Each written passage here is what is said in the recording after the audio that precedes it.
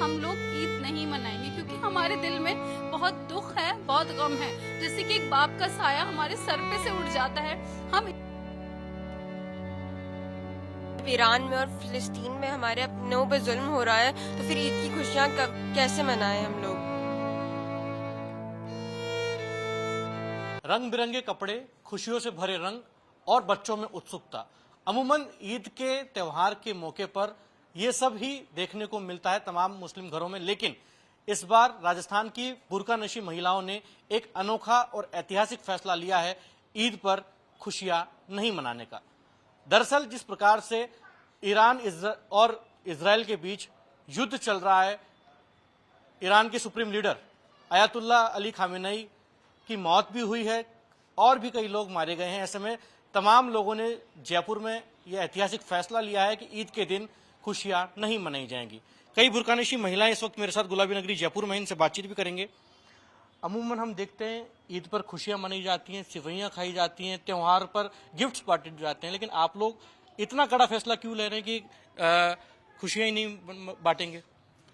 हम लोग खुशियां इसलिए नहीं बांटेंगे क्योंकि जो हमारे मतलब सुप्रीम लीडर थे सैयद आयतुल्लाह अली खामनेई साहब, उनको शहीद कर दिया गया।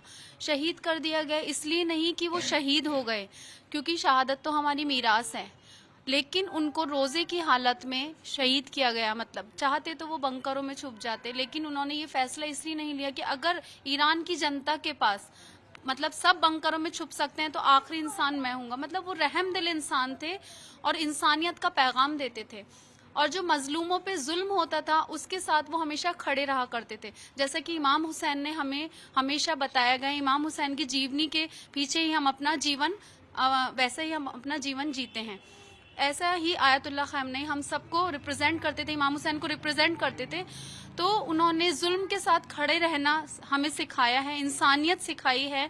ऐसा नहीं कि हम भारत में रहते हैं और हम उनकी बोल रहे हैं। हम इंडियन हैं, हम भारतीय हैं, हम भारतीय होने पर अपने ऊपर गर्व महसूस करते हैं। ये बात अमूमन कही भी जाती है कि ईरान में ये जो हो रहा है उसका दुख और मातम हिंदुस्तान में क्यों मना रहे हैं, ये कहा जाता है। दुख मातम इसलिए मना रहे हैं क्योंकि देखिए हम इंडियन हैं, और वो ईरान में रह के इंडिया पे हो रहे जुल्म को वो हमेशा खड़े रहे हैं। फिलिस्तीन में हो रहे जुल्म पे वो हमेशा खड़े रहे, इंसानियत के साथ वो खड़े रहे। तो हम एक इंसानियत का पैगाम करने वाले इंसान के साथ खड़े हैं, क्योंकि अगर इंडिया में हम अल्लाह ने हमारा दिल ऐसा बनाया है इंसान का कि हम किसी का दुख नहीं देख सकते, और वो चीज सिखाई है हमें हमारे मतलब सुप्रीम लीडर ने, इमाम हुसैन ने, जो उनको रिप्रेजेंट करते थे इमाम हुसैन को।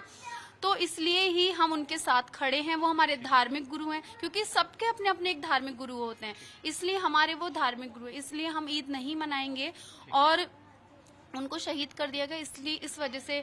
अमूमन ईद पे ये होता था कि सिवैयां बनाई जाती थी, ईदी बांटी जाती थी, बच्चों के कपड़े लाए जाते थे, 15 दिन पहले ईद की तैयारी शुरू कर दी जाती थी। लेकिन इस बार आयतुल्लाह खामनेई को शहीद कर दिया गया तो हम नहीं मनाएंगे ईद। नमाज वाजिब काम है, नमाज ईद की होगी, लेकिन जो जेंट्स हैं वो ब्लैक पट्टी बांध के अपने नमाज पढ़ेंगे, और हम लोग ईद नहीं मनाएंगे क्योंकि हमारे दिल में बहुत दुख है, बहुत गम है। जैसे कि एक बाप का साया हमारे सर पे से उठ जाता है, हम इसी तरह फील कर रहे हैं, क्योंकि वो इंसानियत के साथ हमेशा खड़े रहा करते थे। बिल्कुल, दिल में दुख है, आंखों में आंसू हैं। आप बताइएगा, इस बार कड़ा फैसला आप लोगों ने लिया है ईद पर खुशियां नहीं बांटने का, क्यों? ईद की खुशियाँ तो जब होती है ना, जब सब खुश हों। जब ईरान में और फिलिस्तीन में हमारे अपनों पे जुल्म हो रहा है, तो फिर ईद की खुशियाँ कैसे मनाएं हम लोग। खुशियों का असल मतलब तो जब होता है कि जब सब मिलके साथ खुशियाँ मनाएं। जब हमारे कौम के और हमारे रहबर को शहीद कर दिया गया, हम कैसे खुशियां मनाएं। और तारीख में लिखा जाएगा कि ऐसे रहबर भी थे जो बंकरों में नहीं छुपे, वरना अगर उनकी शहादत इस तारीख से मंसूब होगी कि कोई ऐसे इंसान थे जो इतने उसके होने के बावजूद, सुप्रीम लीडर होने के बावजूद बंकरों में नहीं छुपे। लेकिन आप तो अभी मासूम हैं, काफी चाव होता है, साल भर का त्योहार है, खुशियां बांटी जाती है, गिफ्ट्स मिलते हैं, नए कपड़े मिलते हैं, लेकिन उन तमाम एक्साइटमेंट को इस बार रिग्रेट तो नहीं होगा बाद में? नहीं, ईद तो हर साल आती है, पर आयतुल्लाह खामनेई का जो गम है वो सोग है वो इस साल है। और वैसे तो आयतुल्लाह खामनेई का सोग जिंदगी भर रहेगा। पूरी तारीख में लिखा जाएगा कि कोई ऐसा लीडर था जिनका शोक इंसानों ने मनाया और जिनके लिए मुसलमान एक हुए। अम्मा आप बताइएगा, आपने तो कई दशकों से ईद देखी है, खुशियां आप लोग ईद के दिन बांटते हैं, 3 दिन तक ये त्योहार चलता है, लेकिन इस बार ईद पर खुशियां नहीं बांटेंगे। इस बार कुछ नहीं होगा। इस बार तो सिर्फ है ना बस नमाज होगी, सब खुशियां खत्म हो गई। इसलिए कि उन्होंने भी सब हम लोगों के पीछे, दीन के पीछे ही अपने को खत्म करा, तो इसलिए हमारा यही फर्ज बनता है सबका। ईद के त्योहार पर अमूमन बच्चों में काफी चाव होता है, बच्चों को नए नए कपड़े मिलते हैं, ईदी मिलती है और काफी रंग बिरंगे ड्रेसेस ये लोग पहनते हैं, काफी खुशी होते हैं। बच्चा इस बार ईद नहीं मनाएंगे? नहीं, क्यों? क्योंकि हमारे रहबर मौसम में ईद नहीं मनाएंगे दोस्त? नहीं, आयतुल्ला खामनेई साहब को शहीद कर दिया गया है, इसलिए हम ईद नहीं मनाएंगे और ईद की नमाज काली पट्टी बांध के पढ़ेंगे।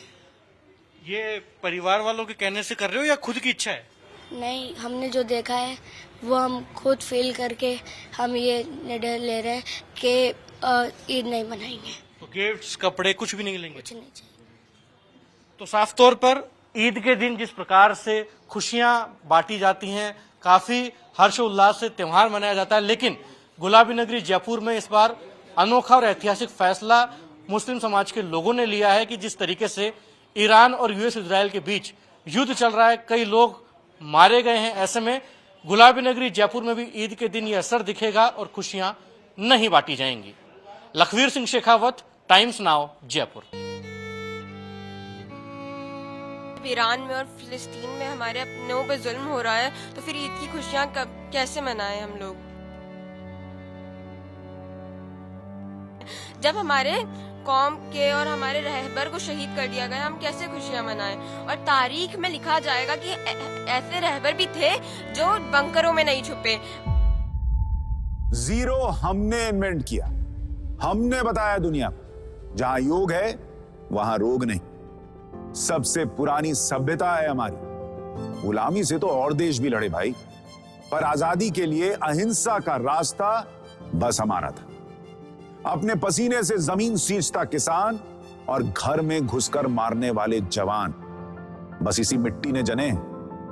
इसके हाथ ने जब थामा जज्बा तो इतिहास रचे, कदम बढ़ाए तो चांद का वो हिस्सा चूमा भाई जहां कोई कभी नहीं पहुंचा। आज पूरी दुनिया में शान से लहरा रहा है तिरंगा, और इसके पीछे है गर्व से भरी अनगिनत कहानियां जो लिखी जा चुकी हैं और लिखी जा रही हैं, जिन्हें मैं सुनाऊंगा राष्ट्रगर्व रोज शाम 6:25 पर।